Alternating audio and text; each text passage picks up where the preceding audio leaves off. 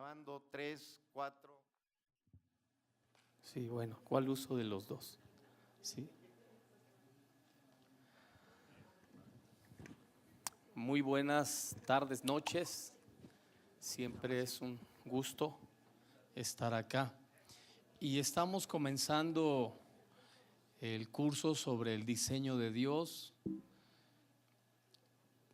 Iniciamos la semana antepasada con el primer tema sobre el diseño de la iglesia, y estamos aprendiendo cómo Dios todo lo hace con diseño.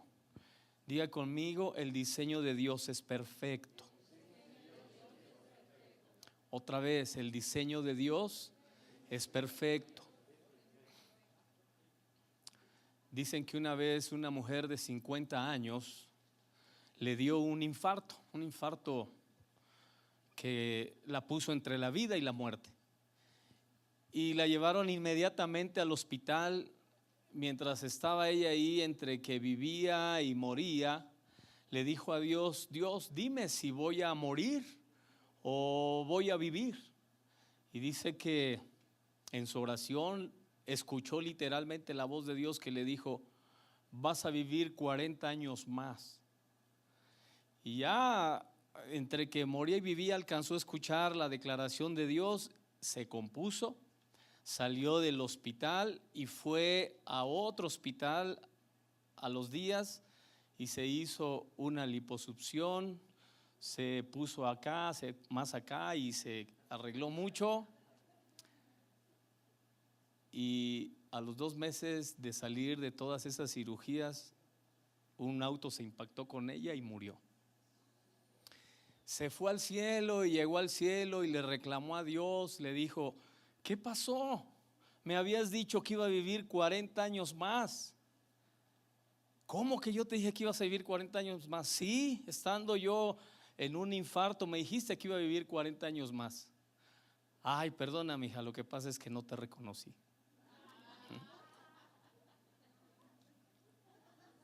El diseño de Dios es perfecto. Y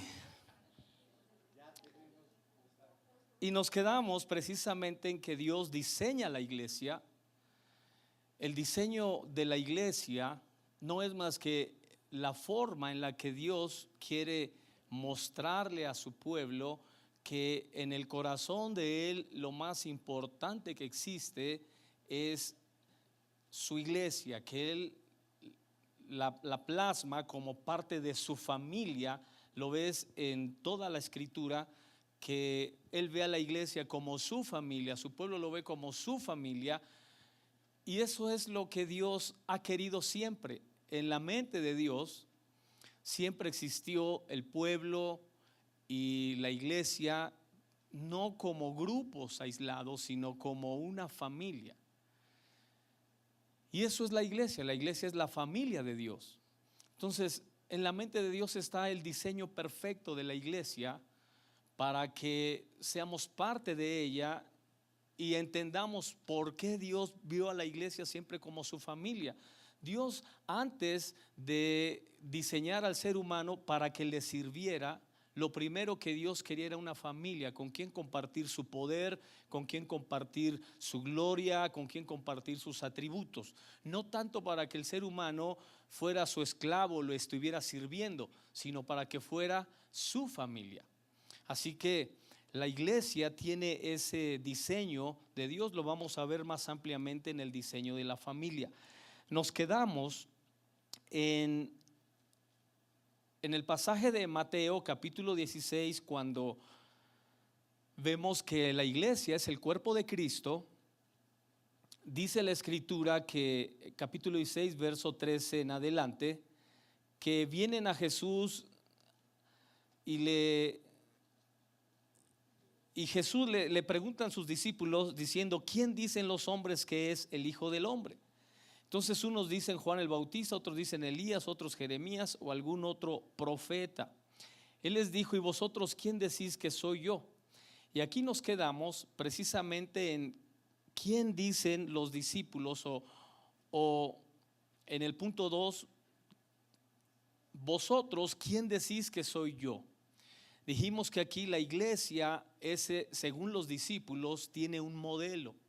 La iglesia, según los discípulos de Mateo 16:15, los discípulos que no saben quién es Jesús, que no reconocen a Jesús, pero que van a la iglesia, que llevan su Biblia, hasta tienen notas de discipulados, pero que no han entendido todavía lo que es ser cristiano. Entonces, vemos varios tipos de discípulos. Marcos 8:17 nos habla de discípulos que tienen el corazón endurecido.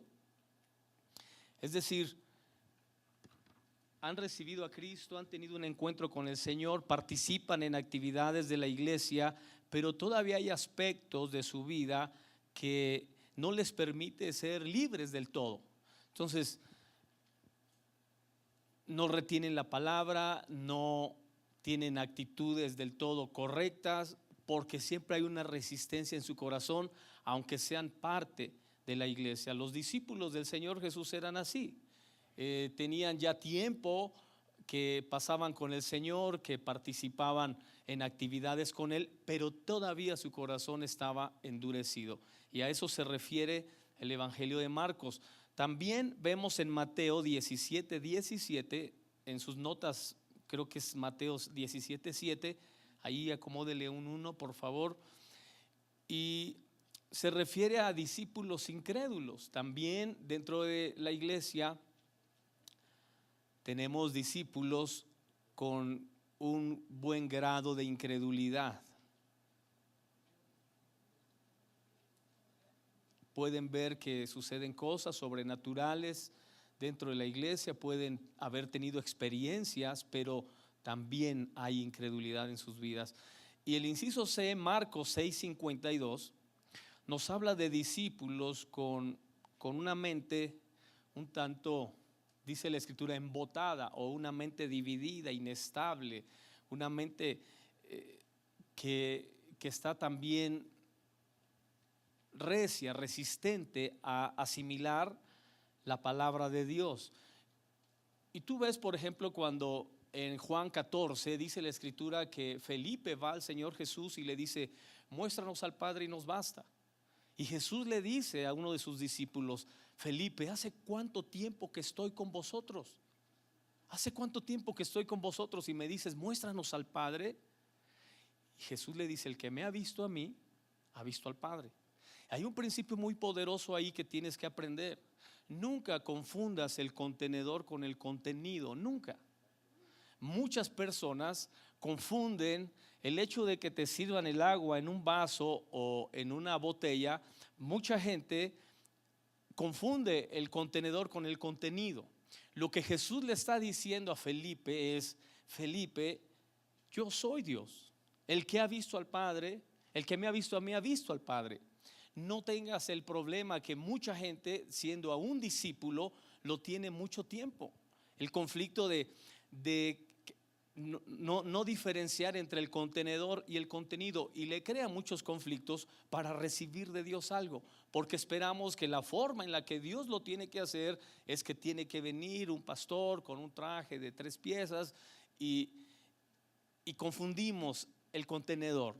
Entonces Jesús fue uno de los predicadores, yo siempre menciono eso, más liberales que han existido en toda la historia bíblica, porque Jesús era totalmente distinto a todos los modelos tradicionales que habían antecedido a él. Por eso él se refiere a, algunos dicen Isaías, otros Elías, otros Juan el Bautista. Todos eran predicadores con cierto formato un tanto extraño al de Jesús, porque eran predicadores que tenían estilos de vida y comportamientos no muy comunes.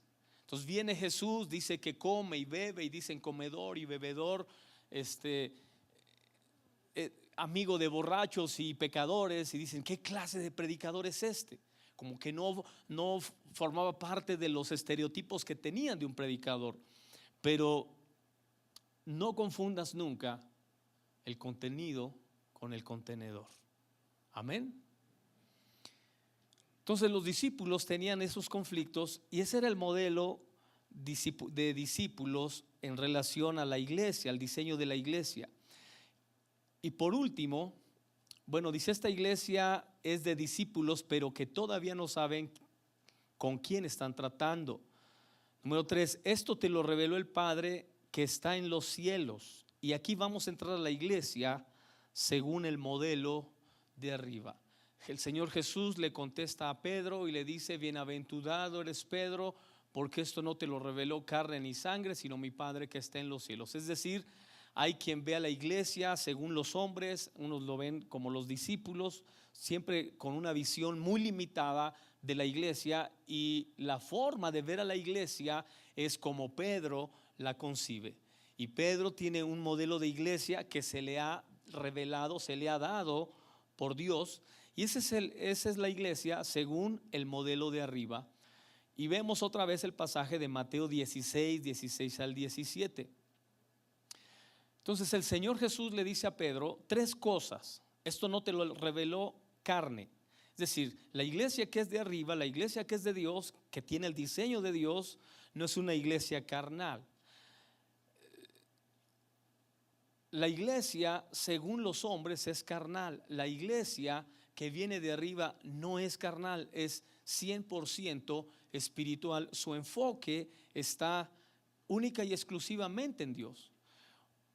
Hoy en día muchas iglesias persiguen otros objetivos de todo tipo, y incluyendo la iglesia cristiana no se ha podido quitar de encima esa presión secular para que sus objetivos 100% espirituales no sean cambiados. Por eso es que hoy en día tenemos iglesias, creo que ya hay un par de iglesias aquí en México donde tenemos pastores homosexuales, por ejemplo, pero nos viene de Europa y luego se va a Norteamérica y luego nos llega acá. Tenemos grupos en Estados Unidos de iglesias que enseñan la importancia del aborto para frenar el índice demográfico. Y tú dices, ¿cómo llega ese tipo de ideas a la iglesia? ¿Cómo la iglesia las hace parte de su doctrina o parte de su verdad? Cuando la escritura son cosas que Dios reprueba. ¿Cuántos dicen amén? Pero la iglesia no se ha podido sacudir esa presión social, esa presión secular, y termina aceptando cosas que no son su esencia, que no son sus objetivos. Nosotros no tratamos de quedar bien con la comunidad gay, aunque los respetamos, los amamos y tenemos ciertas consideraciones, pero sabemos que no es el diseño de Dios. Sabemos que el diseño de Dios no es ese. Ni el aborto es el diseño de Dios para que se regule la alimentación y el mundo. Yo siempre, cuando me refiero a eso, me refiero a un estudio que hizo Lyndon LaRouche, un estadista reconocido en el mundo. Él escribe un libro sobre el poder de la razón, y él dice que este mundo fue diseñado por Dios para alimentar a más de 20,000 millones de personas, si es parte del diseño de Dios. Ahorita nos quejamos somos 7,000 millones de personas y nos quejamos que el mundo está hecho pedazos, que la contaminación, que el calentamiento global, que por cierto, Donald Trump no cree en el calentamiento global, y yo tampoco creo del todo. Creo que hay formas de medir todo esto equivocadamente, pero se puede demostrar científicamente que este mundo puede sostener a más de 20,000 millones de personas. Dios lo diseñó con esa capacidad. Lo que sucede es que el ser humano no entiende el diseño de Dios, y para que supuestamente vivamos mejor, lo que nos venden los grupos ecologistas y otros grupos humanistas es frenar el índice demográfico a través del aborto y de otras prácticas terribles que no son el diseño de Dios. Entonces, el diseño que viene de arriba es un diseño 100% espiritual, no carnal. Cuando nos enfocamos en el diseño humano, en la carne, pues vamos a permitir ciertas cosas que no son parte esencial de la iglesia, que pudieran ser en el humanismo bien vistas, en la sociedad también bien aceptadas, pero no en el diseño de Dios. En el diseño de Dios es diferente, es muy distinto, y vemos cómo el diseño que viene de arriba tiene una segunda cosa. No solamente le dice, esto no te lo reveló la carne, le dice ni sangre. Es decir, que la iglesia no está llena de tradiciones y de herencias espirituales, que también es algo con lo que batallamos mucho. Muchos grupos cristianos heredan creencias y heredan formas de pensamiento tradicionales que no son el diseño de Dios. Por ejemplo, uno de los pintores más famosos en el mundo, Vincent Van Gogh, holandés, era cristiano, y él, cuando era muy joven, él quería ser misionero, pero su pastor en aquellos años creía que la pintura era del diablo, porque tradicionalmente se habla de que en la pintura, como en la música, en las artes, hay un espíritu. El pintor plasma en la pintura no solamente colores, plasma su espíritu, como en la música, el espíritu de la música. Por eso es que trasciende a las edades y a los tiempos. La música es atemporal. O sea, la música siempre será música. ¿Por qué? Porque es parte del espíritu de Dios. Dios creó la música, no el diablo, no el mundo. Dios la creó. Entonces, el pastor de aquel tiempo le prohibió a Van Gogh que siguiera pintando si quería ser misionero. Y Van Gogh decidió pintar y no servir a Dios. Lo hizo a través de sus pinturas, pero él hubiera sido un gran misionero a través de su talento y de la habilidad que había recibido de Dios. Pero ese tipo de interpretaciones las venimos arrastrando, las venimos heredando de generación en generación. Luego llegamos al tiempo de la radio, y la radio era igual reprimida por los pastores porque era del diablo, ¿no? Es que las ondas hercianas en el aire, y como el diablo es el príncipe de los aires, entonces se mete por ahí a las casas a través de la radio, y una serie de ideas que no tiene que ver con el diseño de Dios, porque no es carnal, porque no es de sangre, porque la iglesia tiene un diseño 100% espiritual. Entonces, hemos tenido que luchar con muchas de estas cosas, y como a través de la palabra, que la iglesia aprenda y entienda el diseño de Dios para cada cosa. La tercera cosa a la que se refiere el Señor también, ni carne ni sangre, sino mi Padre que está en los cielos. La iglesia bienaventurada que conoce a Dios, que es portadora de la revelación del cielo, el modelo que fue mostrado. Amén. Me voy a ir más rápido porque quiero terminar hoy la clase, pero aquí en el modelo revelado que viene del cielo, quiero hacer un punto igual muy importante. Quiero que aprenda a separar entre lo que es la escritura y lo que es el espíritu de la escritura, lo que es la palabra y lo que es la revelación de la palabra. Por ejemplo, tenemos el evangelio de Juan, de Mateo, de Marcos, de Lucas. Es la palabra escrita y en algún momento experimentada, porque acuérdese que antes de ser Biblia o de ser un libro fueron experiencias, fueron vivencias. Primero lo practicaron, lo vivieron, y luego fue y se escribió. Pero lo que Pablo enseña es un evangelio revelado. Por eso Pablo dice: el evangelio que yo les enseño no me lo enseñó ningún hombre. Yo no lo recibí de hombre ni por hombre alguno. Me fue dado del cielo. Y el evangelio revelado no era una palabra escrita, era la revelación o el espíritu del evangelio. Es decir, algo todavía más profundo que la historia. Entonces muchos nos quedamos solamente con la historia, con la letra. ¿Es bueno? Sí. ¿Debe uno aprenderlo? También. Pero no quedarnos ahí, tenemos que ir a la revelación. Por eso el Señor Jesús le dice a Pedro eso: el diseño que viene del cielo es un diseño que no te lo revela carne ni sangre, es revelación 100% espiritual. Bien, seguimos. Mateo 16, 17 al 19. Y Jesús respondió, le dijo: bienaventurado eres Simón, hijo de Jonás, porque esto no te lo reveló carne ni sangre, sino mi Padre que está en los cielos. Yo también te digo que tú eres Pedro, y sobre esta roca edificaré mi iglesia, y las puertas del Hades no prevalecerán contra ella.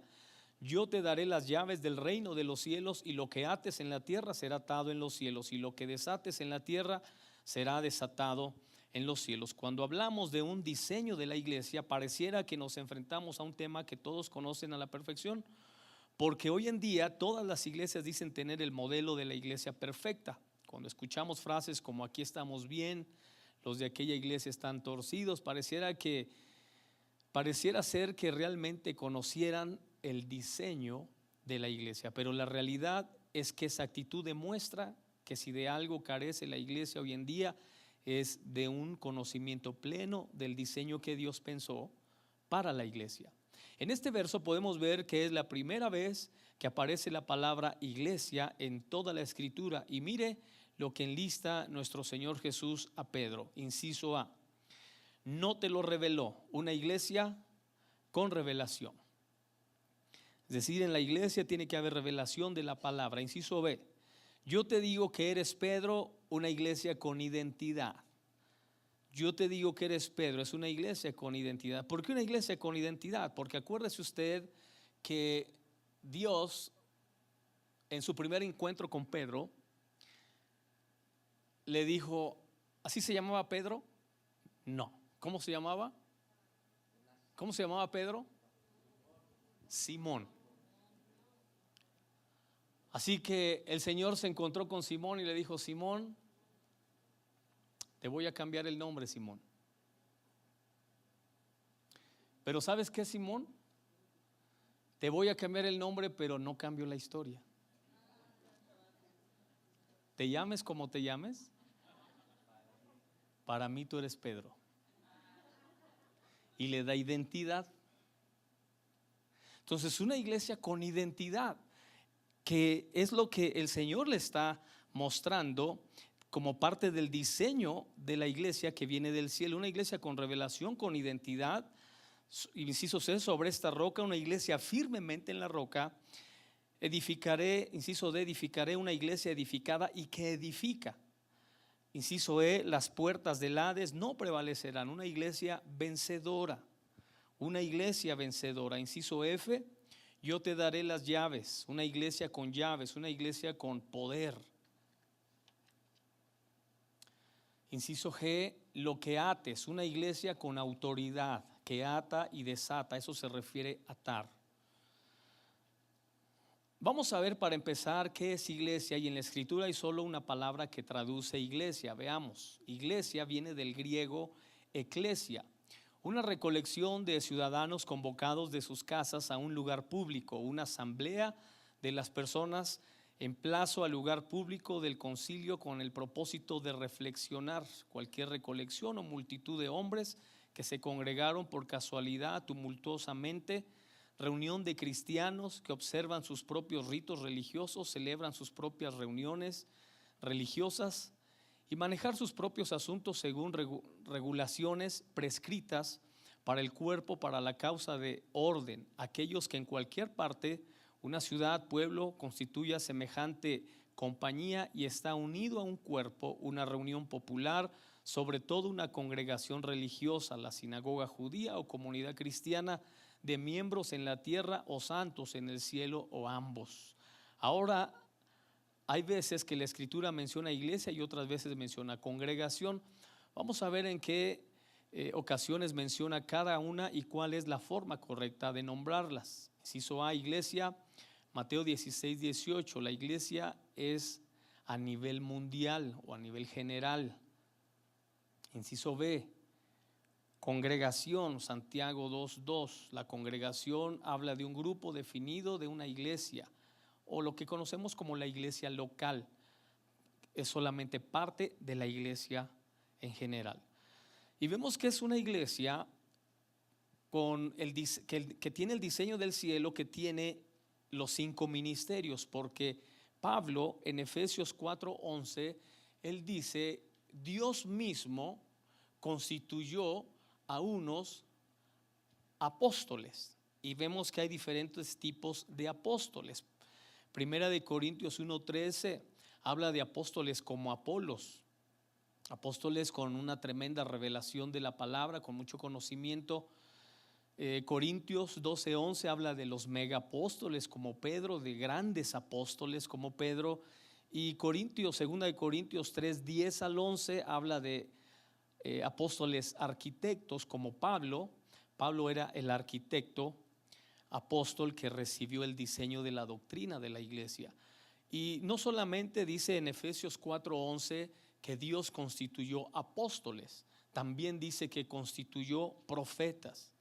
Y los profetas, en el inciso A, Primera de Corintios 14:5, vemos que hay un tipo de profeta que es el que tiene el don de la profecía.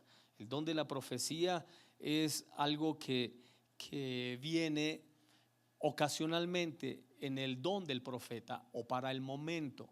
Es diferente al ministerio profético que aparece en Amós 3:7. Este es otro tipo de profeta. Este ya es el ministerio profético, es decir, es una persona que tiene en esencia el ministerio profético. Su vida y su interpretación de la realidad y de la palabra de Dios es siempre profético, es decir, el todo lo ve con un lente profético. El que tiene el don de profeta es más ocasional, más circunstancial. Hay un momento, una ocasión donde fluye en el don profético, pero no es permanente. Digamos que es algo intermitente en el don profético. Y en el inciso C de Hechos 21:10 al 11 nos habla del oficio de los profetas. Esto sucedía mucho en el pueblo de Israel. El pueblo de Israel tenía oficios.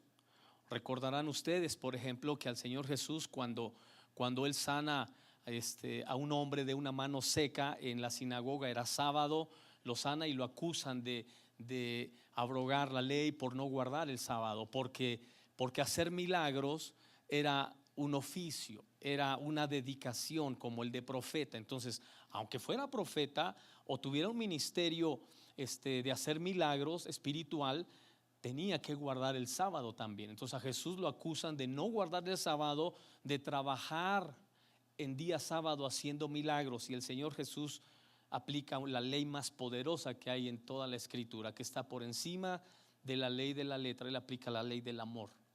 Dice que la ley del amor está por encima de la ley de la letra, diciéndoles: ¿quién de vosotros, si ve que su buey cae en un hoyo, no lo saca, aunque sea día sábado?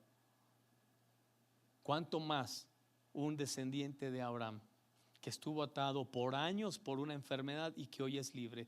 Entonces aplica la ley del amor, que está por encima siempre de la ley de la letra. San Agustín tenía una frase que me encantaba mucho. San Agustín decía: ama y haz lo que quieras. Así decía San Agustín, refiriéndose a que cuando tú amas, todo lo que sale del amor siempre es bueno. Solo asegúrate que es amor. Amén. Entonces Jesús aplica esto y seguimos con número 3. Ya en su hoja aparece 1, pero es número 3, evangelistas. Y vemos también que hay tipos de evangelistas. En 2 de Timoteo 4:5 vemos que la obra de evangelista, habla Pablo sobre la obra de evangelista. Y también vemos en Hechos 21:8 el oficio del evangelista. La obra de evangelista también es algo circunstancial. A veces como pastores nos toca hacer obra de evangelista.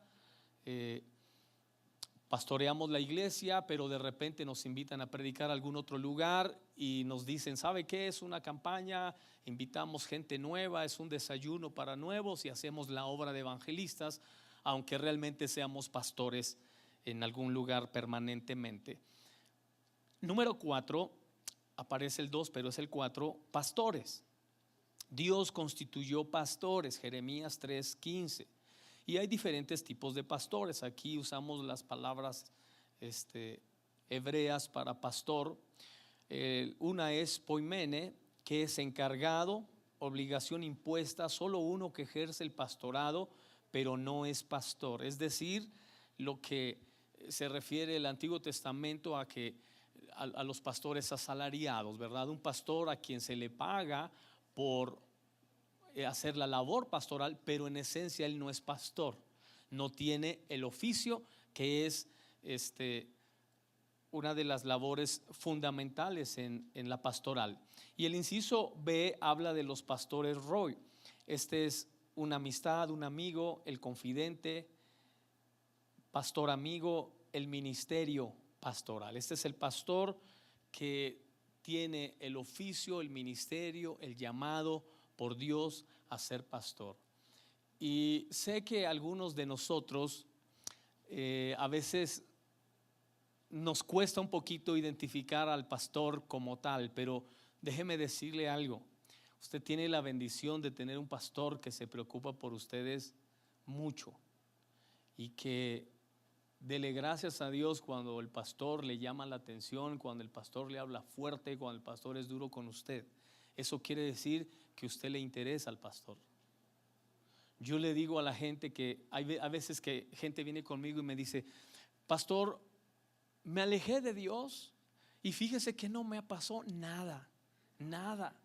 Yo me alejé de Dios y yo estoy muy bien, no me pasó nada. Y le dije: debes preocuparte si no te pasó nada.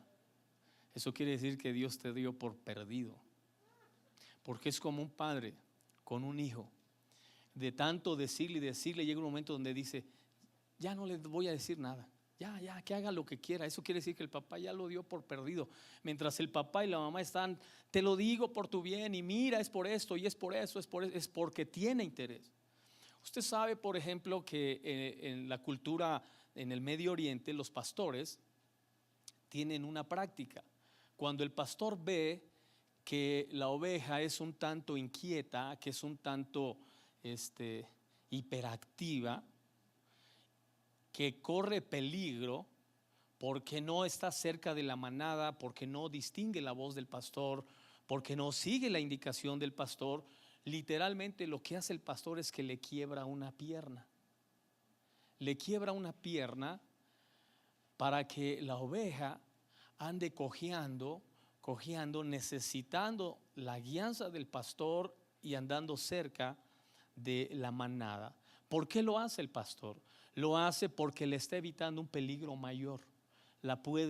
Si se aleja mucho, se la puede comer un lobo, un oso, o tener un accidente. Es peligroso.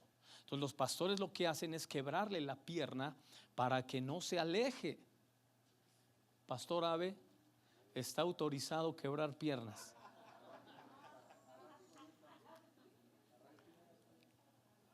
¿Sí van a aguantar?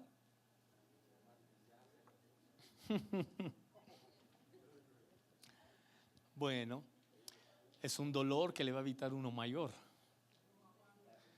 A veces no entendemos eso, pero yo doy una de las lecciones que tenemos por allá que le va a ser de mucha utilidad. Es sobre las cosas que Dios no quita. Hay cosas que Dios no quita en las personas. Es sorprendente que hay gente que Dios la sana, la resucita, le quita una parálisis, le quita una diabetes, le quita un cáncer, pero le deja una horrible actitud, un horrible carácter, comportamiento, una cosa espantosa le deja.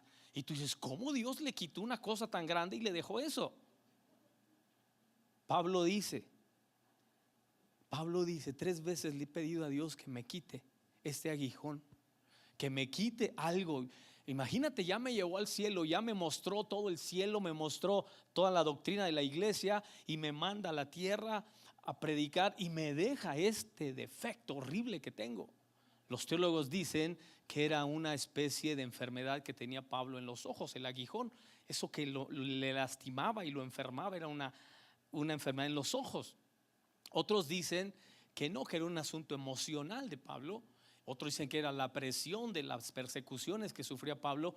En fin, tienen sus puntos de vista, pero había un aguijón en su carne que Dios no quitó. Se lo dejó ahí. Escucha lo que te voy a decir, porque todo lo que Dios no te quita o no te cambia, lo usará siempre para tu bien, nunca para tu mal. Se lo repito otra vez. Todo lo que Dios no quita o no cambia, nunca lo usará para tu mal, siempre lo usará para tu bien. Porque ese aguijón en la carne de Pablo, dice Pablo, que era lo que le impedía a él que se enorgulleciera, que se envaneciera, que se sintiera más de lo debido. Y vaya, si tenía de qué creerse y de sentirse Pablo. Pablito era una joya. Hasta hoy, Pablo dice, San Agustín, cito otra vez a San Agustín, de quien Stefan Zweig dice, el más santo de los santos y el más sabio de los sabios que haya existido, San Agustín. Dice San Agustín, con todo respeto, Señor Jesucristo, ¿qué serías tú sin Pablo? Sin Pablo. Claro, decimos Dios levantaría otro, pero Pablo era una cosa excepcional. Excepcional era Pablo. Y tenía un aguijón, algo que Dios no le quitó. Pero tú lo ves en la Biblia en muchos personajes, no solo en él. Tú ves por ejemplo a Moisés. A Moisés Dios le hizo ver milagros sorprendentes. Le puso en su mano una vara que prácticamente era la varita mágica para donde apuntaba sucedían cosas. Pero no le quitó lo tartamudo. Y tú dices, ¿cómo lo dejó tartamudo? Haciendo tantos milagros y le deja la tartamudez. Y le dice, tu hermano Aarón hablará por ti siempre. Bueno, no le cuento más la lección, ahí están los CDs. Consígalos. Bien, y por último, número 5. Aparece ahí 3, pero es el quinto ministerio, maestros. Y vemos diferentes tipos de maestros. Segunda de Timoteo 4:3 habla de los maestros de los hombres. Maestro de los hombres. Primera de Timoteo 1:17 habla de maestros de la letra. Maestros de la letra. Y Juan 13:12 al 14 habla de maestro del espíritu. Diferentes tipos de maestros que tienen enfoques diferentes. Lo que estamos aprendiendo aquí en el diseño de Dios, la importancia de la revelación del espíritu a través de la base de la palabra de Dios, de la letra, y por supuesto aprender de personas experimentadas en la palabra. Número 2, una iglesia con doctrina. Vemos que el diseño de la iglesia tenía doctrina. Tito 1:16 al 21 nos habla de la importancia de la doctrina dentro de la iglesia. ¿Qué es la doctrina? Existen 6 palabras que traducen doctrina. Veamos. Unas son hebreas y otras son griegas.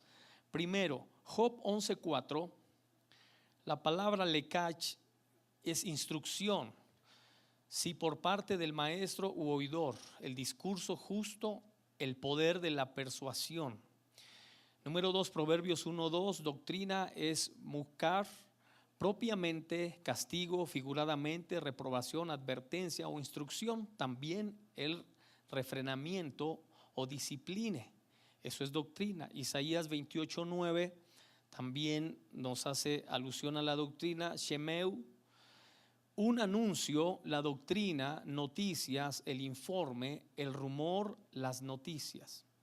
Mateo 7:28, aquí ya es griego y es la palabra didache. La instrucción, lo que se enseña, hablar de manera de enseñar en la distinción de otros modos de hablar en público.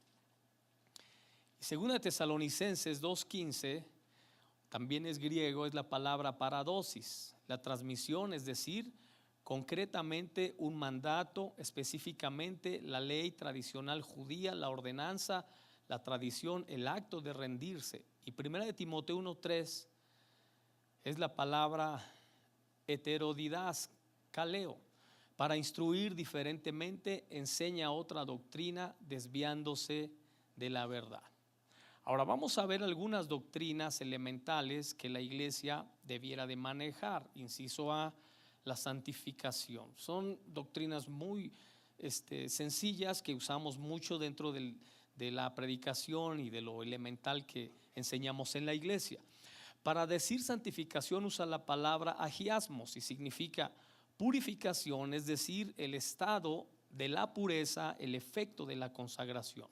Entonces, santificación es básicamente tres cosas: el acto de purificarse, mantenerse puro para Dios, el resultado de consagrarse o guardarse de lo malo. ¿Cómo viene? ¿Cómo viene la santificación? Pasos en el proceso de santificación. Hebreos 10:10, este es el primer paso y consiste en recibir la santificación que es dada por la voluntad de Dios y mediante el sacrificio de Jesucristo mediante la cruz del Calvario. Romanos 6:22, después de haber recibido esa santificación que es por gracia, viene ahora la que sale como fruto nuestro mediante la consagración y consta de varios puntos. Veámoslos. Aquí quiero que entienda esto, lo que es la posición y lo que es la condición. Es decir, estos son los dos puntos. La posición es que Dios te santifica a ti, te declara santo. Por eso tú ves mucho en la escritura que Pablo escribe sus cartas y les dice a los santos de Tesalónica, a los santos de Filipos. Entonces, así se introduce porque Dios te da la posición de santo, pero la condición o la santificación es el proceso que te corresponde a ti alcanzar a través de tu dedicación. Es muy parecido como cuando un juez declara a una persona inocente. El juez lo puede declarar inocente, pero ¿realmente será inocente? Pero ¿qué es lo que le sirve a la persona? La declaración del juez. El juez lo declara inocente. Puede ser que él sí sea inocente, puede ser que no. Puede ser que lo declare inocente sobre algo que no tiene nada que ver con su calidad de vida o con su moral. Entonces, la posición Dios te la da. La condición o la santificación, el proceso es responsabilidad tuya. Amén.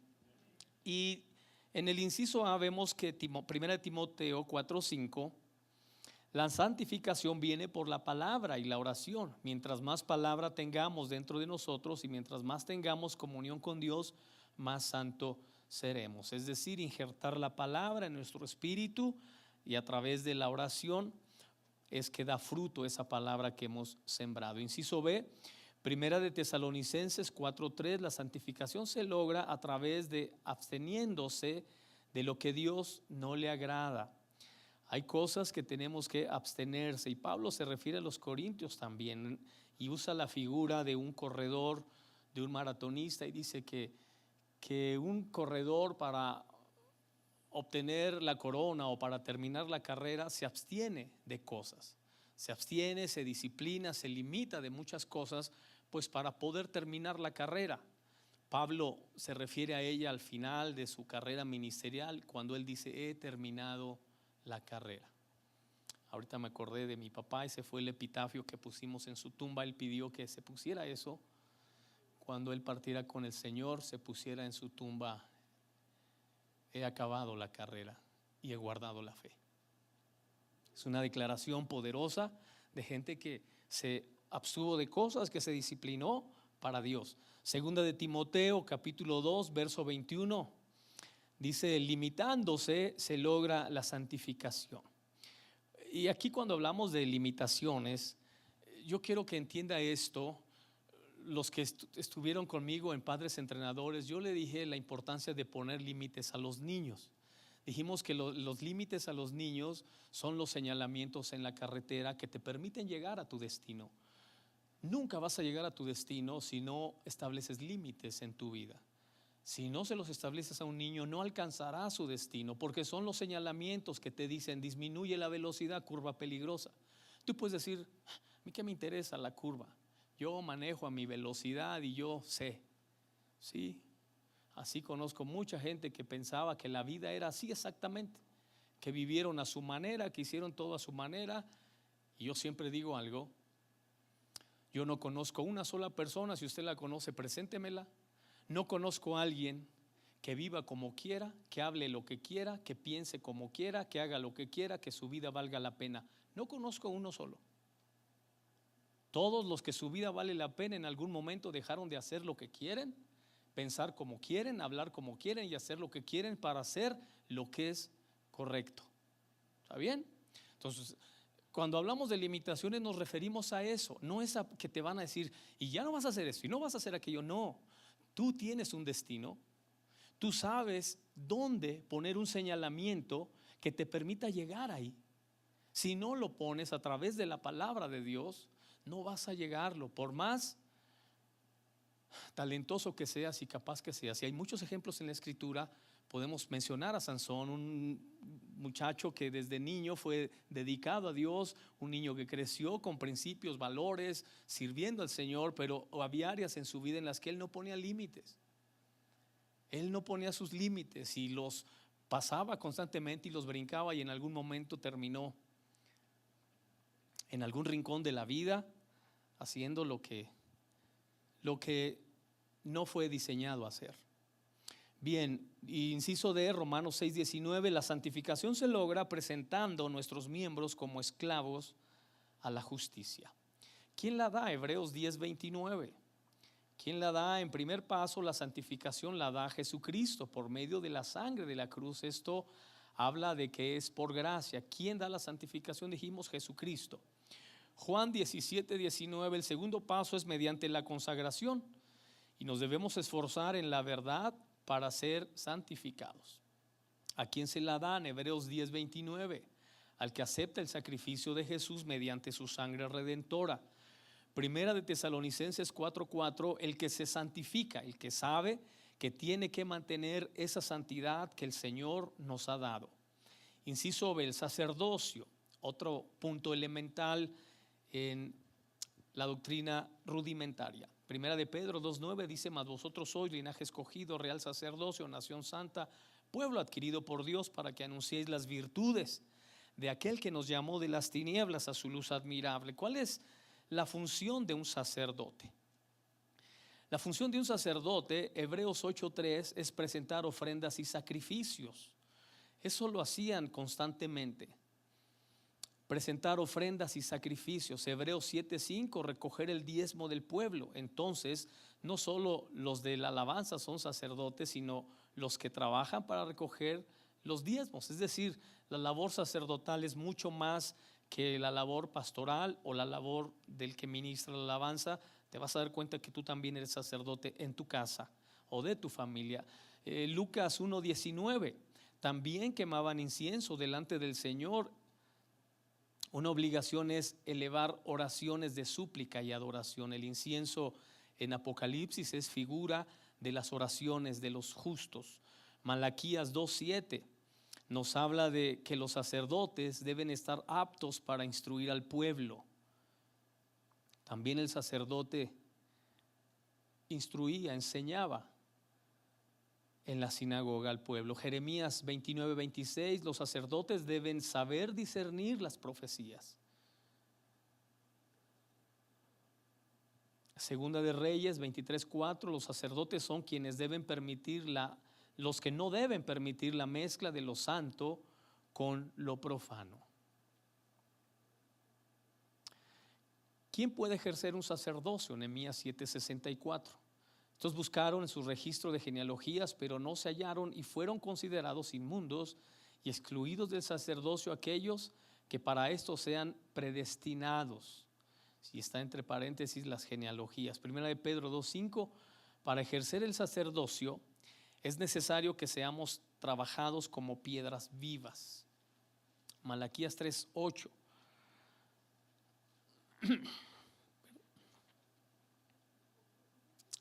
No, inciso C, servicio. Servicio, Apocalipsis 2:19. ¿Qué es el servicio?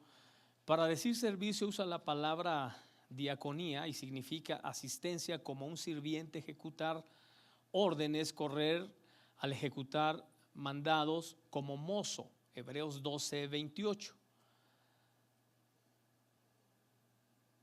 Aquí el tema de servicio, iglesia, como el sacerdotal, van muy de la mano porque tiene que ver con parte de la esencia y del diseño con el que Dios nos trajo a este mundo a cada uno. Mucho de lo que nos hace personas infelices es no entender esto, no entender tu diseño como sacerdote y como un ser servicial. lo que nos hace infelices es que vamos por la vida pensando que nos tienen que hacer felices, que nos tienen que servir, que nos tienen que atender. Pero en el diseño de Dios, en el diseño sacerdotal, por eso se hablaba de la predestinación o de la genealogía, que tiene que ver con diseño. Es decir, fuimos diseñados para servir, fuimos diseñados para hacer felices a otros. Y ese es un principio de la vida, fundamental para la felicidad, de entender que la vida no se trata de ti. Eso lo enseña el humanismo. El humanismo enseña que primero eres tú y siempre vas a ser tú y todo debe girar alrededor de ti. Pero el humanismo, iglesia, es real, es literalmente el diablo. Yo no me refiero tanto a eso de esta manera porque sé que muchas personas eso no lo digieren de la manera correcta, pero literalmente el humanismo es el diablo. Es el diablo en el Génesis, cuando salió con su estandarte de derechos humanos y le dijo a Eva: ¿quién dice que no tienes derechos? ¿Quién dice que tú no tienes derecho a comer de esto? ¿Quién dice que tú no tienes derecho a hacer esto o aquello?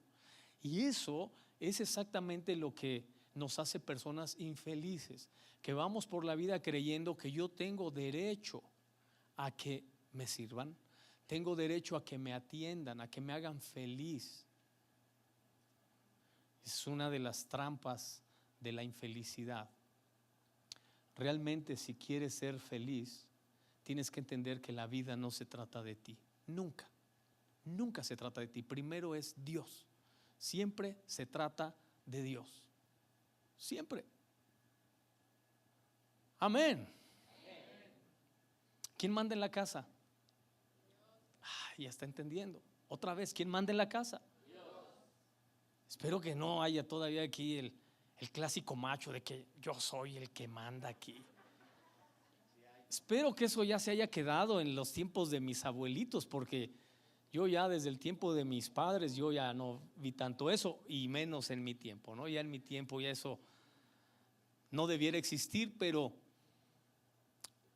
eso daña muchísimo el diseño de Dios para el ser humano. Fuimos diseñados para servir. El servir te hace feliz. Yo le enseño a los papás que le enseñen a sus hijos a servir, que un día barran su calle, aunque pase el barrendero, aunque vivas en un condominio y haya un encargado de intendencia, dile un día al de intendencia: déjame limpiar las escaleras a mí junto con mi hijo, que él vea que yo sirvo, que aprenda a servir. Servir no me tienen que pagar. Servir es fundamental para el desarrollo del ser humano, porque fue creado para servir. Y eso le enseña que la vida no se trata de él, se trata siempre de los demás, y que en la medida que él sirve a los demás, él es bendecido y prosperado. Amén. Le decía yo hace clases atrás en Estados Unidos hay una empresa vanguardista que un día al mes le da a sus empleados para que no vayan a trabajar y se vayan a hacer labor comunitaria. Entonces no van a trabajar ese día y se van a podar árboles, cortar pasto, pintar ceras, limpiar calles. Y ellos han descubierto, tienen 2 años con el proyecto, el empleado es más productivo. Descubrieron que los empleados llegan con un espíritu de servicio y de productividad muy alto, a que cuando todo se trata, todo le tienen que hacer a ellos, todo te tienen que hacer a ti. Y cuando tú entiendes que no se trata de ti, se trata de los demás. Bueno, ahí se lo dejo nada más para que lo medite. Inciso de alabanza, Hebreos 13:15. ¿Qué es? Es para decir alabanza, usa la palabra ainesis y significa ofrecer agradecimiento, una ofrenda, cantar alabanzas en honor a Dios. ¿Qué es ofrenda? Si alabanza es ofrenda, ¿qué es ofrenda? Hechos 24:7. Veamos este verso que hay. Ofrendas, inciso A, ofrendas, para decir ofrendas usa la palabra prospora y significa presentar un sacrificio, un regalo, un presente. Limosnas, inciso B, para decir limosnas usa la palabra elemosuni que significa un beneficio hecho a los pobres o al necesitado, no a Dios, sino a los demás o al prójimo. Pero en la escritura vemos también en Hebreos 7:8 diezmos. Los diezmos se cuentan del 1 al 10, no del 91 al 100. Otra vez, primero es Dios. El diezmo comienza del 1 al 10. No lo dejas al último, después del 90 es Dios. No, primero es Dios. Es decir, que el diezmo del Señor es primero. Para decir diezmos usa la palabra decate y significa un décimo, es decir, un porcentaje o una parte de algo. En la escritura vemos 3 tipos de diezmos. Génesis 14:20, el diezmo de Abraham, que es el diezmo de reconocimiento.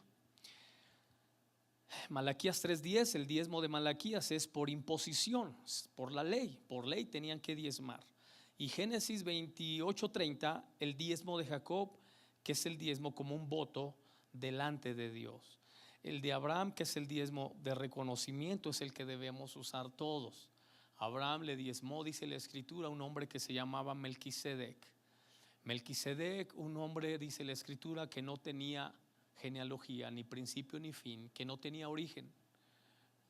Abraham encontró a Melquisedec y sin que Melquisedec fuera su pastor, ni le enseñara, ni hiciera algo a favor de él, Abraham simplemente por reconocer que Melquisedec había en él algo de Dios, aunque dice la escritura que Melquisedec era Cristo, porque no tenía principio ni fin, no tenía genealogía, no tenía origen. Realmente Melquisedec era Cristo y en su espíritu Abraham reconoce. Hay un principio que se conoce en la ley del reconocimiento.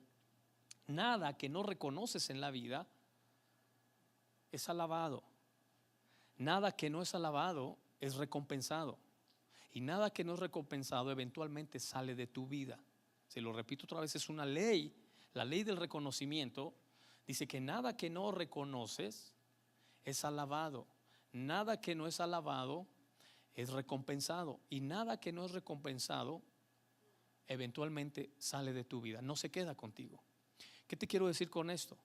Que muchas de las cosas que te hacen falta en la vida, ¿sabes por qué no las tienes? Porque no las has valorado lo suficiente como para tenerlas. Hay gente que dice, es que pastor, ¿por qué? Porque no tengo dinero, pastor, es que nunca me alcanza el tiempo, pastor, es que no tengo una pareja. Es que siempre las personas que les falta algo es porque no lo han valorado lo suficiente como para tenerlos. Eso dice la ley del reconocimiento. Y lo que hace Abraham es que él reconoce, por ejemplo, una mujer que quiere una pareja, que quiere una persona para su vida, y siempre está hablando mal de los hombres. ¿Tú crees que va a tener una pareja?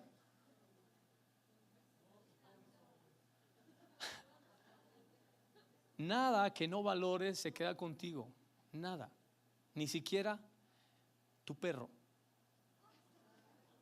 Es real. Tú maltratas a un perro y te va a sacar la vuelta, se va a huir. Valóralo y estará siempre ahí. Todo lo que valoras estará contigo. Eso dice la ley del reconocimiento. El diezmo por reconocimiento es lo que tienes que hacer. Yo reconozco que diezmar del 1 al 10, no del 90 al 100, del 1 al 10 es la protección de mi economía, y lo reconozco y lo hago. Entonces mi economía siempre será buena. Abraham le diezma porque él no sabe quién es Melquisedec. Aparece de repente en su vida, nunca lo ha visto, no sabe quién es, no sabe de su historia, de su vida, nada, pero reconoce que hay alguien en él. Y dice Hebreos que Melquisedec era rey de Salem. Era el único que sabía que era rey de Salem. Y Abraham se da cuenta que hay algo en él. Y espontáneamente Abraham le da los diezmos a Melquisedec. Y hay una protección sobre la economía de Abraham permanente. Así que yo le aconsejo que diezme por reconocimiento. Y si lo quiere hacer por ley, pues hágalo. Y si lo quiere hacer por voto, también. Hay quien dice Dios, voy a dar mi diezmo, pero por esto yo espero que tú hagas aquello. Bueno, hágalo. A algunos les funciona, a otros no. A mí siempre me ha funcionado por reconocimiento. Porque cuando tú valoras lo que Dios ha hecho por ti, Dios se queda contigo siempre. Como tu socio, como tu pareja, como tu médico, como tu abogado, como tu todo. Bueno, sigamos porque yo quería hoy terminar, mire, porque tenemos al final 12 columnas. Las 12 columnas quiero plasmarle esto muy bien en su espíritu porque es esencial en el diseño de la iglesia. Bien, ¿dónde depositar los diezmos? Deuteronomio 12:11. No en cualquier lado, sino donde el Señor escoja para morada de su nombre. Él escogió cara donde Él habita y donde Él se manifiesta, y es aquí donde tienes que hacerlo. ¿Qué pasa si no se cumple con las ofrendas y los diezmos? Mire lo que sucede. Malaquías 3:8 dice que lo primero que pasa es que le robamos a Dios. Se le roba a Dios. ¿Qué pasa si se cumple con las ofrendas y los diezmos? Efesios 1:12, llegamos a ser agradable alabanza para el Señor. Es decir, que somos una alabanza para Dios cuando lo hacemos, porque lo hacemos con un espíritu de reconocimiento y de obediencia. Ahora veamos que hay 3 niveles de doctrina. Inciso A, los rudimentos. Inciso B, los misterios y los secretos. Los rudimentos los vemos en Hebreos 6:1-2. El significado, déjeme le leo Hebreos 6, porque este pasaje sí es importante que lo leamos. Hebreos 6 dice: por tanto, dejando ya los rudimentos de la doctrina de Cristo, vamos adelante a la perfección, no echando otra vez el fundamento del arrepentimiento de obras muertas, de la fe en Dios, de la doctrina de bautismo, de la imposición de manos, de la resurrección de los muertos y del juicio eterno. Entonces aquí nos habla de los rudimentos de la doctrina, dejando ya los rudimentos. La palabra dejar es apiemi, omitir, descuidar, ir dejando atrás, destituir. Rudimentos es la palabra arche, el origen, un comienzo, lo primero. Los rudimentos de la doctrina, inciso A, arrepentimiento de obras muertas. La fe en Dios, inciso B, bautismos, inciso C, imposición de manos, resurrección de los muertos, juicio eterno. Aquí tú puedes ver los rudimentos. ¿Por qué son los rudimentos? ¿Por qué debemos dejar estos rudimentos de la doctrina? Porque estas doctrinas son, como dice su significado, son doctrinas de comienzo, primarias, para iniciar el camino del Señor. Pero así como hay un tiempo para ser niño, ahí falta la H, para ser niño en la vida, también hay un tiempo para pasar por estas doctrinas. Y el apóstol Pablo nos exhorta para ir a la perfección, porque hace esta exhortación el apóstol Pablo, porque hay mucha gente que se conforma, que se estanca. Hay pueblo de Dios que ya no avanza a nada, más se conforma con estar arrepentido, decir que cree en Dios, ser bautizado, que oren por él y sea ungido, saber que va a resucitar, saber que va a ser juzgado, y prácticamente es un estilo de vida conformista dentro de la iglesia, y no fuimos llamados a la mediocridad ni al conformismo. Pero saber todo esto no es suficiente, hay que avanzar a la perfección. Veamos un ejemplo de no avanzar y de conformarse. Juan 11:21-27. Esta experiencia es la resurrección de Lázaro, de Juan 11. Después léalo completo en su casa. Muchos pasajes, como nota usted, no voy a la Biblia para que avancemos más rápido, si no nos tardaríamos muchísimo más. Pero es un pasaje que nos habla, verso 21. Y Marta dijo a Jesús: Señor, si hubieses estado aquí, mi hermano no habría muerto. Mas también sé ahora que todo lo que pidas a Dios, Dios te lo dará. Jesús le dijo, tu hermano resucitará. Marta le dijo, yo sé que resucitará en la resurrección, en el día postrero. Le dijo Jesús, yo soy la resurrección y la vida. El que cree en mí, aunque esté muerto, vivirá. Y todo aquel que vive y cree en mí, no morirá eternamente. ¿Crees esto? Le dijo, sí, Señor, yo he creído que tú eres el Cristo, el Hijo de Dios, que has venido al mundo. Marta era una mujer que tenía las doctrinas elementales o rudimentarias bien sabidas, las conocía. Arrepentimiento de obras muertas. Sí, Señor, yo he creído, conocía la doctrina de la fe en Dios, que tú eres el Cristo, el Hijo de Dios, el que viene al mundo. Conocía que el bautismo es en nombre de, tú eres el Cristo, el Hijo de Dios, el Hijo, el Padre, el que viene al mundo, el Espíritu Santo. No dijo el que vino, sino el que viene, tiempo futuro, es decir, el Espíritu Santo. Marta le contestó, yo sé que resucitará a la resurrección. Conocía la doctrina de la resurrección. En el día final conocía la doctrina del juicio eterno. Pero aunque conocía todo esto, todavía le dijo, si hubieras estado aquí, es decir, le reprocha, no había avanzado a la perfección, se había conformado a saber los rudimentos de la doctrina. Veamos estas doctrinas. Vemos cómo la etapa del conocimiento de los rudimentos es importante, pero no te puedes quedar ahí, porque mucha gente se queda ahí sin tener revelación, sin tener una relación con Dios más profunda, y eso le limita mucho en la manifestación de Dios en su vida. Hay mucha gente que realmente lo que está sucediendo con su vida es un estancamiento, y el diablo no quiere que estés en fracaso, en derrota, porque él sabe que si estás en fracaso o en derrota, pues te vas a levantar. ¿Quién quiere estar fracasado? Nadie. Buscarás levantarte. Por supuesto, obviamente no te quiere tener en victoria, él te quiere tener estancado, sin que avances ni fracases, que estés en una posición que nos gusta mucho estar ahí, donde decimos, bueno, no soy un gran cristiano, o no soy como el líder fulanito de tal, pero tampoco soy como menganito. Tampoco soy como mi vecino, tampoco soy como el compañero de trabajo.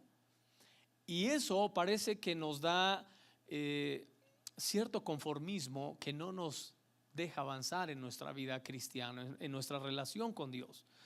Y Dios quiere que avancemos hacia la perfección. Aunque no lo seremos nunca, aunque no la alcancemos, Él quiere que sigamos avanzando hacia ella. Bien, número 1, ¿cuáles son estas doctrinas rudimentarias? Dice arrepentimiento de obras muertas, dice Hebreos 6, 5 al 6.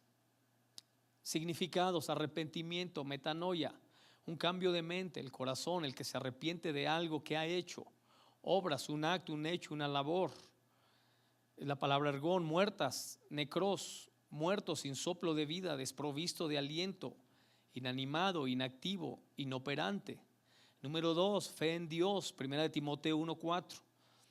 Fe, pistis, la convicción de la verdad de algo, la creencia, la fidelidad a una convicción. Teos, la deidad, la divinidad suprema, Dios. 3, el bautismo, bautismos. Lucas 3, 16, bautismos, lavamiento, una purificación efectuada por medio del agua. Número 4, imposición de manos, Timoteo 5:22, imposición, epitesis, poner, colocar, imponer, tocar, manos, cheir, la mano como figura del poder que se puede tener, creatividad que se puede lograr. Número 5, la resurrección de los muertos, Juan 5:29, resurrección, volver a un lugar de nuevo, es decir, literalmente una resurrección de la muerte, la recuperación, subir de un lugar bajo. Lázaro realmente no resucitó, realmente revivió. Es decir, ¿por qué? Porque él volvió a morir. Resucitar es morir y vivir para nunca morir. ¿Sí me entendió? Número 6, el juicio eterno, Apocalipsis 16:7. Juicio, crima, la decisión severa o definitiva, la frase de un juez supremo, el juicio penal. eterno, armonios, sin comienzo ni final, perpetuo. Estas son las doctrinas básicas. Y ahora veamos los misterios. Yo doy toda una clase sobre estos misterios. Romanos 11:25, aquí solo los vamos a mencionar. El misterio del endurecimiento parcial de Israel. Primera de Corintios 15:51, el misterio de la transformación. Efesios 1:9, el misterio de su voluntad. Efesios 3:3, el misterio de Cristo. Efesios 5:32, el misterio de Cristo y la iglesia. Efesios 6:19, el misterio del evangelio. Colosenses 1:26 al 27, Cristo en vosotros, la esperanza de gloria. Colosenses 2:22, el misterio de Dios el Padre y Cristo. Segunda de Tesalonicenses 2:7, el misterio de la iniquidad o del diablo. Primera de Timoteo 3:9, el misterio de la fe.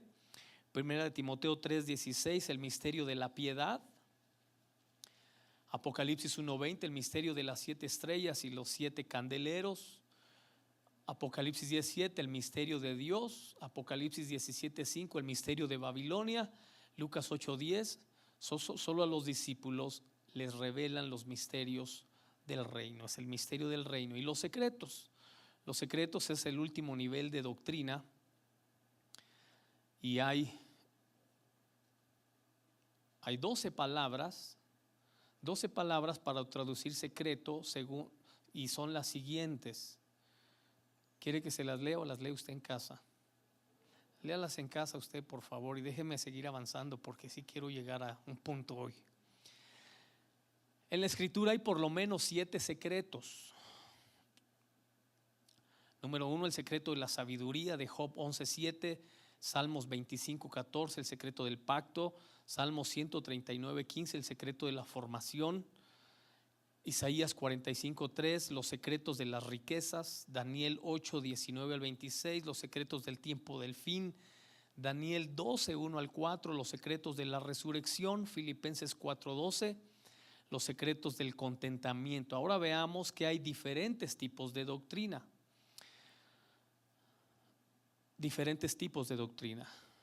Según Marcos 7:6 al 8, vemos número 1, doctrina de hombres. ¿Cuáles son las características de las doctrinas de hombres? Tiene 4. Judas 1:8, si hay alguien que enseña doctrina de hombres o cree en la doctrina de hombres, su actitud es esta: siempre rechaza la autoridad. La gente que la doctrina no es la que es el diseño de Dios, siempre tiene la actitud de rechazar autoridad.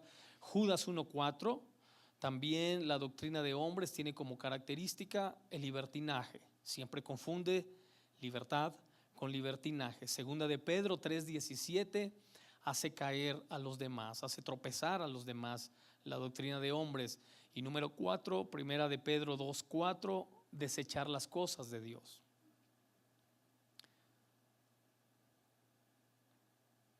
Vemos en el ministerio de Jesús que él hizo mucho énfasis también sobre la doctrina de los hombres, refiriéndose en algún momento a los fariseos, que es otra clase de doctrina que ahorita vamos a ver, pero para que logre tener el panorama de cómo es el comportamiento de los que tienen solo doctrina de hombres y no es la doctrina de Dios. Número 2, hay vientos de doctrina. Este es otro tipo de doctrina peligrosa. Los vientos de doctrina de Efesios 4:14. Características de estos vientos: Génesis 41:27, queman la buena palabra o queman las espigas. Es un pasaje de Génesis donde un viento está quemando la espiga, y la espiga es figura de la palabra de Dios. Es decir, hay vientos de doctrina que la palabra que se ha sembrado en muchos de ustedes, de repente un viento de doctrina la quema y la suplanta por una idea, por un concepto que no es la base de la palabra de Dios. Por mencionar algunas doctrinas de hombres, una de ellas, por ejemplo, muy común y muy usual en la actualidad, es la doctrina de que aún hay iglesias completas dedicadas a esto, que son iglesias sionistas o son iglesias mesiánicas, que su énfasis es solamente el eterno Dios. Inclusive se practica mucho el hebreo, se enseña mucho las raíces hebreas, los hebraísmos, pero es una doctrina de hombres, porque una de las cosas que dice Apocalipsis como indicador del fin de los últimos tiempos, dice: hay de los que se dicen ser judíos y no lo son. Oiga, es sorprendente cómo hay personas que usted les nota el nopal en la frente y se sienten más judíos que los verdaderos judíos. De verdad, más prehispánicos que nada, pero él se siente judío porque le puede decir la bendición sacerdotal en hebreo, y son doctrinas de hombres que suplantan la palabra de Dios, la suplantan porque sustituyen, no se refieren a Dios, le dicen el eterno, y no se refieren a Jesús como Dios, y al Espíritu Santo tampoco. Y tengamos cuidado, esos vientos de doctrina son de indicadores de los últimos tiempos. De eso les podía comentar mucho más, pero por el tiempo sigamos avanzando. Éxodo 10:13, los vientos de doctrina traen langostas, traen plagas. ¿Te acuerdas que en el libro de Éxodo un viento trajo plagas a Egipto? Bueno, esos vientos son doctrinas, traen langostas, traen plagas. De repente un viento de doctrina hace que todos estén haciendo lo mismo que alguien dijo que hicieran. La misma forma de orar, la misma forma de cantar, la misma forma de vestirse, ya todos andan igual. Es como una especie de moda, es una plaga. De repente tú ves que todos los muchachos quieren traer barba y quieren andar barbudos y greñudos, que es una moda. Y sucede en las iglesias, esos vientos de repente llegan y se manifiestan como plagas terribles y hacen mucho daño. Tengamos cuidado y distingamos cuando de repente nos llega un vientecito que nos quiere mover en la base que tenemos de nuestra doctrina que nos ha venido del cielo. Job 1:19, los vientos de doctrina derriban casas, iglesias, hogares, ministerios. Hay muchos vientos de doctrina que han destruido iglesias, hogares. Híjole, aquí quisiera entrar en detalles importantes, pero el tiempo no me da. Eclesiastés 11:4, los vientos de doctrina van a evitar que la gente aprenda a sembrar. Los vientos de doctrina evitan que la gente siembre. De repente alguien por ahí con otras ideas de no sé dónde, que vio en enlace o que escuchó no sé dónde, andan sembrando allá en enlace no sé dónde, y en su iglesia no.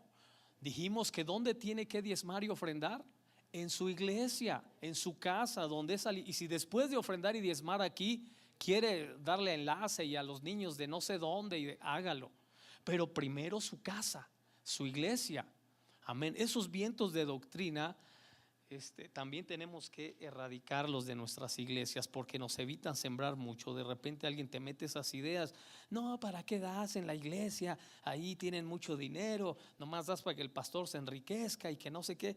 Yo como pastor he oído eso cantidad de veces, tengo casi 30 años de pastor y lo he oído un montón, toda mi vida lo he escuchado.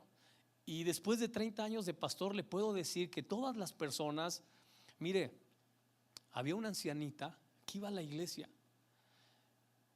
Yo fui pastor en Monterrey por 9 años y la ancianita llegaba a la iglesia y siempre me daba su diezmo y luego me daba su ofrenda también.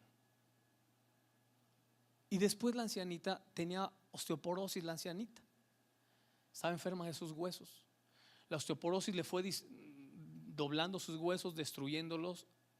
Y ya después la llevaban en sillas de ruedas. Sus hijos no eran cristianos, sus hijos, solo ella. La dejaban ahí en la entrada de la iglesia y ya la metían, y él se salía y la esperaba en el coche allá afuera. Pero la ancianita ahí estaba y siempre llevaba su ofrenda y su diezmo. Un día ya no pudo ir a la iglesia porque una de las costillas flotantes comenzó a perforar su hígado y eran unos dolores espantosos. Y entonces íbamos a su casa, yo iba a su casa con mi hermano, tengo otro hermano que es pastor, los dos comenzamos una obra en Monterrey, un cine muy grande que quedó una iglesia allá. Y bueno, le decía yo a mi hermano: esa hermana es tan fiel a Dios. Le decía que es primer domingo de de mes es Santa Cena, vamos mañana lunes a darle la Santa Cena a su casa. Íbamos mi hermano y yo con la guitarra cantábamos y ella se gozaba ahí acostada, unos calentadores que ponía ahí porque el dolor era impresionante y el calor a ella le mitigaba un poco el dolor, y nos daba su diezmo. Ahí lo tenía debajo de la almohada. Y decía: pastor, tráigame sobres. Y le llevaba su paquetito de sobres y lo guardaba y lo ponía ahí debajo de su almohada y no lo daba. Mire, un día antes de que ella partiera con el Señor, fuimos mi hermano y yo, ya sus hijos nos hablaron, ya estaba muy malita. Fuimos, cantamos una canción que le gustaba ya mucho, La Sangre de Cristo. Y falleció la hermana, se fue con el Señor. Y ya oramos por su familia en el funeral y ya nos despedimos. Y a media semana nos habla uno de sus hijos. Me habla: pastor, venga a la casa, necesito hablar con usted. Y ahí voy a su casa. Y me dice: oiga, ¿puede venir mañana o me acompaña al notario porque mi mamá lo dejó a usted en el testamento? ¿Cómo? Sí. Y me dijo el notario que no puede, si no está usted, no puede leer el testamento. Entonces venga conmigo, yo lo llevo, o llegue usted a la notaria. Y ahí llego con mi hermano a la notaría y abre el testamento el notario. Y la ancianita repartió todo y un sobre amarillo para el pastor César. Pero ese ya no era el diezmo ni la ofrenda, ese ya era un sobre amarillo. Un sobre amarillo. Y saca el notario y el sobre y saca el notario y estaba ahí. Ese día yo ni lo quería recibir. Me sentía tan conmovido porque pues yo he tenido muchas experiencias con gente que parte con el Señor y me dejan ciertas indicaciones, que mi hijo, que esto, que el otro, pero eso no me había sucedido. Y le dije a su hijo: no lo puedo recibir, es de ustedes. No, me dijo: si mi mamá dijo que era para usted, es para usted, lléveselo por favor. Le dije: bueno, me lo voy a llevar con una condición: que vayas tú y tus hermanos el domingo a la iglesia, para que ustedes le digan a la iglesia que tu mamá nos puso en el testamento. Con todo gusto, pastor. Y entraron. Y ese día yo le dije a él, le dije: estoy más impresionado ahora porque cuando tu mamá vivía te quedabas siempre afuera de la iglesia, nunca entrabas, y hoy estás adentro. Ese día todos sus hijos y sus nietos ya se entregaron a Cristo y hoy sirven a Dios en Monterrey. Y tú dices: ahora, yo no iba ni la atendía porque sembraba en la iglesia. Jamás hemos hecho eso, ni nos hemos conducido así. Pero yo sabía que la siembra de ella iba a producir fruto, no necesariamente económico. Uno de los deseos más grandes de uno como padre es ver a tu familia en la iglesia y que le sirvan al Señor. Le digo algo: no deje que ningún viento de doctrina le quite la bendición de sembrar. Siempre siembre en la obra. Amén. Ya se me acabó el tiempo, mire.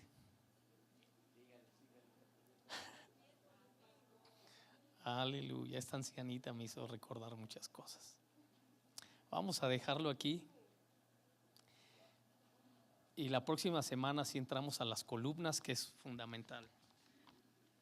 Póngase de pie, vamos.